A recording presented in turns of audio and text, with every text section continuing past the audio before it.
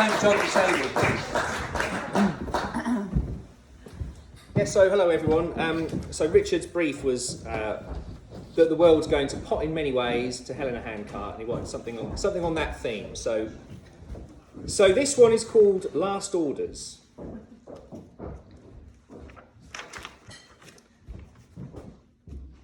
The four horsemen of the apocalypse rode into a bar, and the governor said, "What's this then, some sort of a joke?"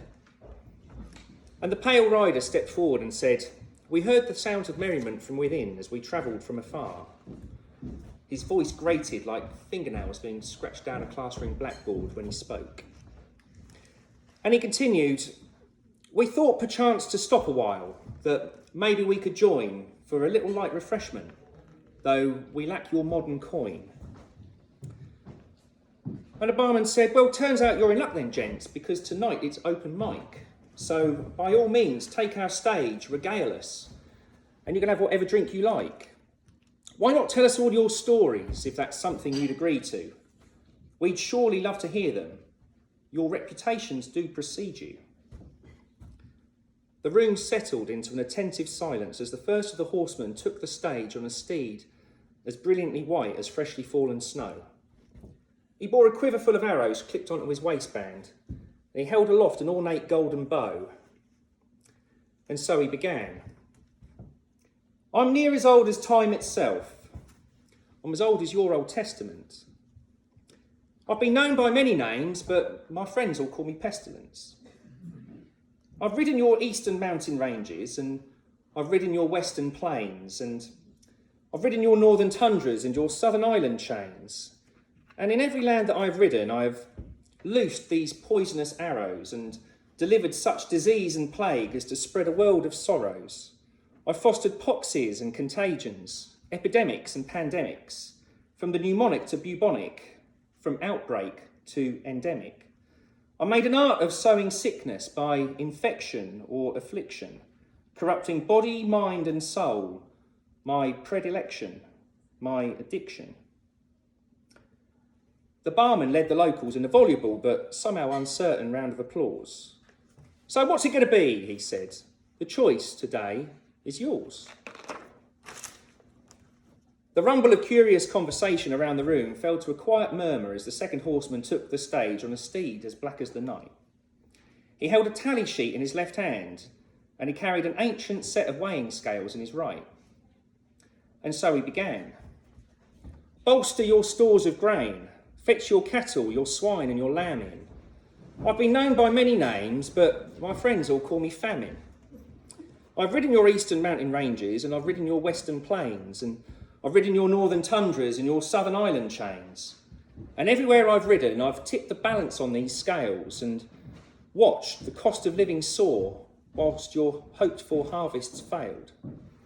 A quart of wheat for a denarius, 3 quarts of barley for the same, and damage not the oil and the wine. I left a little something for the pain. Springtimes blighted by swarms, summer fields scorched to black by sun, floods to ruin the autumn harvests, snow in winter, but by the ton. And throughout those times the bells would toll their hopeless expectation as the land succumbed to famine and to drought and to starvation." The barman led the locals in a decidedly uncomfortable applause. "So what's it going to be?" he said. "The choice today is yours." The atmosphere in the room thickened with unearthly tension as the third of the horsemen took the stage, his haughty, thick-muscled steed a fiery red. He bore a sword graven with ancient runes, and he wore a crested helm upon his head. And so he began. "Across an age of centuries, and even long before, I've been known by many names, but my friends all call me War. I've ridden your eastern mountain ranges, and I've ridden your western plains, and I've ridden your northern tundras and your southern island chains, and everywhere I've ridden, I've borne aloft this sword, wreaking chaos and division, and disorder and discord. I've watched on as cities of innocence were put to vicious slaughter.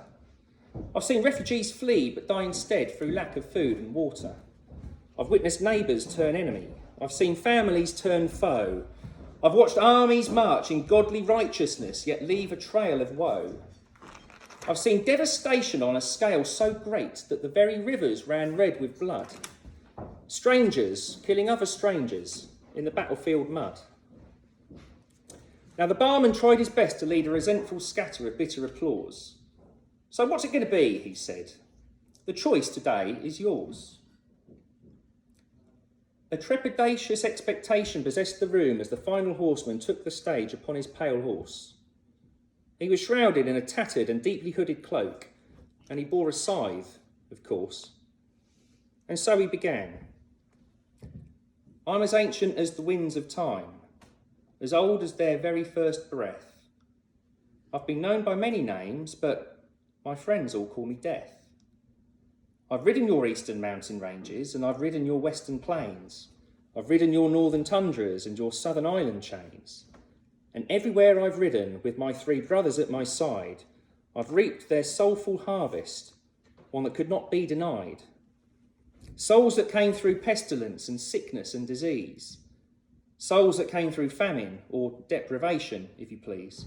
Souls that came through acts of war or other acts of violence. I reaped them all like spikes of wheat, once voiceful lives all hushed to eternal, everlasting silence. The barman clapped alone now, an almost ironic sound, a solitary singular applause. So what's it going to be, he said. The choice today is yours. A tense and heavy silence ensued, before a sudden voice piped up at the back by the pool table. No, he don't deserve it. Leave it, Dave, another voice said, then added, he ain't worth it. But Dave had found his voice, and he pushed forward in his outrage to speak his mind. You lot ain't welcome, so sling your hook. We don't need your kind. Going round and starting wars, pushing up prices and making folk go poor and hungry, and spreading your viruses round the world. Of course I'm flipping angry. The four horsemen stopped and looked at each other in mild surprise, and then, just moments after, they burst suddenly into spontaneous, unexpected, and uncontrollable peals of laughter. Their shoulders shook with it, their heads rocked back, and their faces rolled with tears, until Death caught his breath and managed to say, you mistake us, sir. We've been away for years. Our toil was heavy long ago, but now, 2,000 years later, though we're here for Armageddon, it's merely as spectators. And please make no mistake, because we are genuinely fans. We have naught but admiration for the willing work of man. But take a look at us, four horsemen, a product of our time. A sword, a bow, a set of scales, an ordinary scythe. Poor Pestilence, for all his efforts, spreading his plague and his disease from one small village to the next upon the backs of rats and fleas.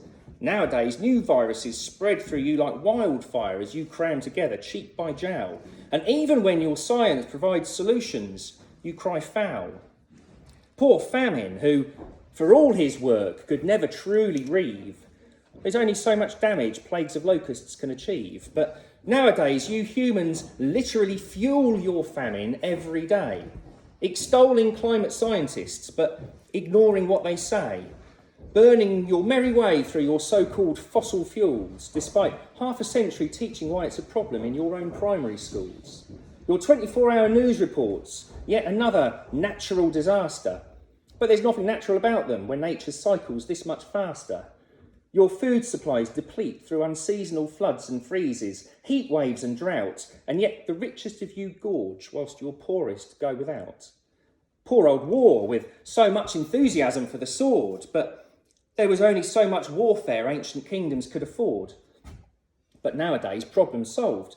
You just print money on paper, or even create it out of thin air from code, yet another modern caper, and mankind does amaze us with its incredible talent for ingenuity, a talent perversely used to create weapons that kill en masse with such impunity, a talent that you have used to create an earthly paradise for millions, but one where several million happy souls ignore the plight of billions. And thus we watch as admirers, because though we are the lords of death ourselves, you humans just don't need our help in this apocalypse. You're doing fine all by yourselves. But there is a potential plot twist here, a possible epilogue to what we horsemen thought to come to witness as a final act. Because you do in fact have the talent, the knowledge and the ingenuity to come out of this intact. The talent, the knowledge and the ingenuity to defeat pestilence by working in global cooperation for the sake of your good health. The talent, the knowledge and the ingenuity to defeat famine by creating endless clean energy from the very sun itself. The talent, the knowledge and the ingenuity to unite as nations, creating international chambers of dialogue, far better than endless war, don't you think? To focus on your commonalities and not your differences, and through friendship find a way to step back from the brink. You have the talent, the knowledge and the ingenuity, and you could choose to use it, to turn from this path of self-destruction, to confront it and refuse it.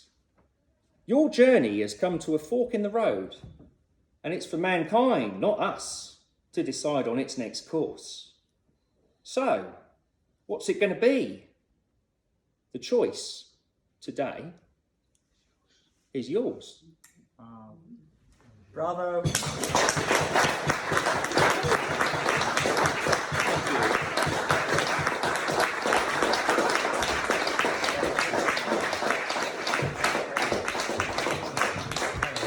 Brilliant.